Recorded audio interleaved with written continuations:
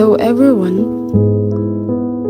has their own culture and tradition, embrace the unique essence of Filipino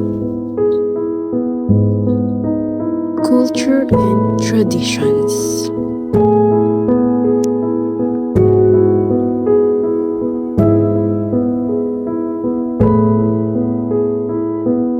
Tay, ano po pangalan niyo, Tay? Rodrigo, gusto. Ilang taon na po kayo? 70. Ano po yung pinagkaabalan niyo po? Ito lang, hanap buhay ko nito. Sa Pulpado sa Manila hanggang dito. Bali ilang taon na po yung ate? Nagsimula ako 1993. Doon pa nang liliit ng mga anak ko. Pagkakain ko mga apo. Pag tulitin po dito sa bahay po, ano po yung Tambay-tambay lang, nakapisto doon sa maga. Yan sa harap ng palo.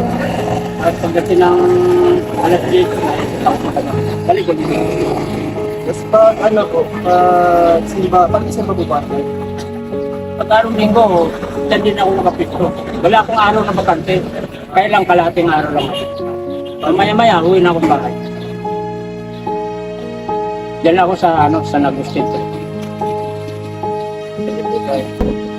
Ano po yung pangalan po ninyo? Age? Janice, Janice po. Age po nito? ano? Anong age yung ano? Edad po? 58. Okay. Pagkasaan po kayo? Santa Maria, Bulacan. Ano pong meron po ngayon at naparito po kayo sa dati? Ay, pilgrimage namin ng Santa Maria. Ano po? Pilgrimage. Pilgrimage ng mga taga sa Maria. Santa Maria. Nag-pilgrimage kami sa simbahan dyan. Ano pong meron po na ginawa niyo po sa loob ng simbahan? Ay, nagdasal. Nagdasal. Bali, nagpunta kami ng pitong simbahan. Ilang taon po kayo Namamanata. Matagal na. Bata pa ako yung namamanata na kami. Kasi yung mahalab yun sa Santa Maria, Milagrosa yun. Taon-taon po bang ginaganap itong Oo, kung saan nakakarating. hindi lang po sa isang Ay, hindi lang dito. Ano na po yung mga napuntahan? Nagpunta kami ng Pangasinan, nagpunta kami ng Tarlac, nagpunta kami ng Antipolo, gano'n. Iba't ibang Iba-ibang lugar, taon-taon. Pero iba, yung mga tao po nakakasama niyo, sila lang din. Iba-iba kung minsan. Sige po, thank you. Sige. So, interview lang po kayo to. Ano po yung pangalan po, age, and trabaho po?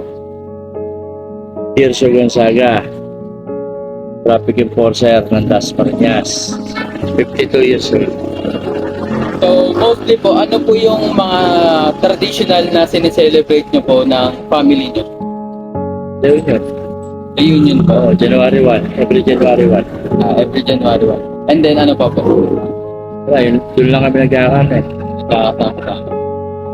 Ano po yung mga language na ginagamit nyo? Tagalog o Bicol. Bicolano po. Cultural diversity involves bringing people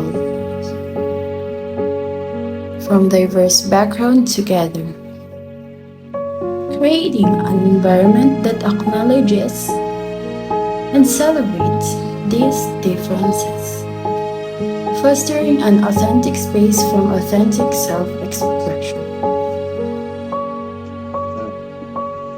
Anong pangalan niyo? Lorenzo Quiacho, Ano pong edad? 72, Taga saan po kayo?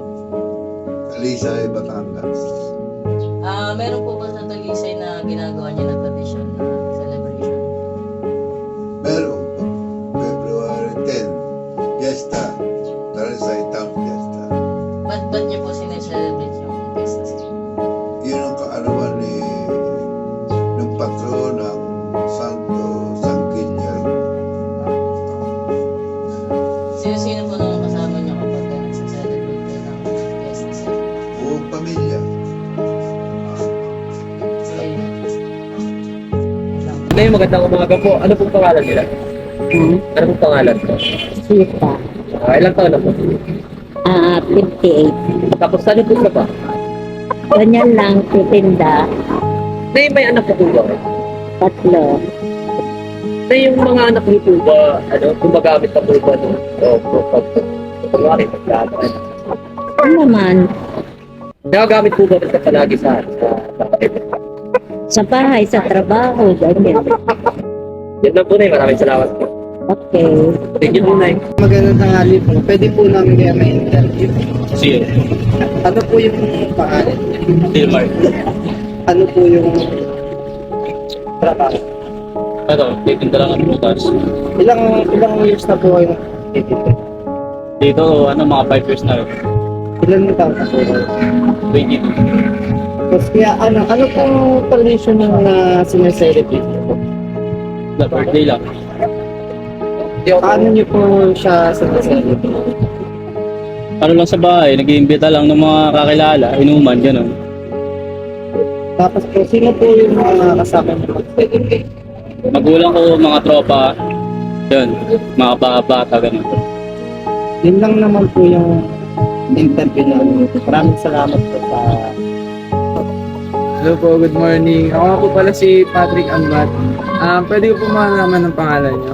Angelica Villanueva po. Ilang taon na po kayo? 80. Meron po ba kayong mga tradisyon na nakasanayan na pinaselebrate?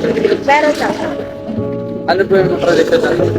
tuwing Pasko, nag-celebrate kami ng family ko. Family gathering. Paano niyo po sineselebrate yung Pasko kasama mga pamilya niyo? Nag-ano kami, kumakain kami sa labas, nagbibigayan kami ng regalo. Filipino culture reflecting a strong sense of community, devotion, with widespread observance of traditions such as fiestas, simbang gabi, and Holy Week rituals.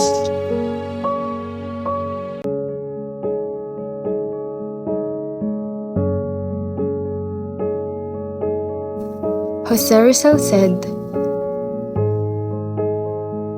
"Ang hindi marunong lumingon sa pinanggalingan ay hindi makakarating sa paroroonan."